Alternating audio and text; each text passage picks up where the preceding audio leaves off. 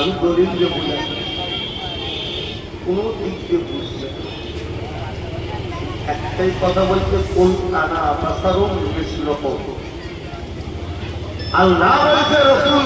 আমাদের মতো মানুষ আমি যে আল্লাহ বলেন রাসূল বলছেন এখানে আল্লাহ বলেন কুল বরকাত কুল মুস্তাফা आप जिक्र करिए आप फरमाइए अना बसरुम बेशक मैं बसारूं मिसलुकुम मिसाल की तौर पर আমি মানুষ আমি বেবাসা রাসূল বলছে আল্লাহ বলেন আমি বলবো না বন্ধু তুমি বলো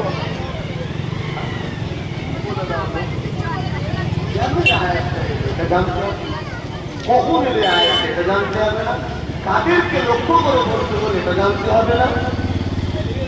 ওনার নাচে আয়াত হতে মানুষ বেরিয়ে যায় ওইটা কি বলেন বাবা আল্লাহ ইশারা করে আমার দ্বারা হয় না আকাশে চাঁদা দুটো বয়ে যায় আমার বিবাদ ওনাকে ইশারা করে হযরত শের খোদা নামাজ পড়লে এ আলী নামাজ পড়না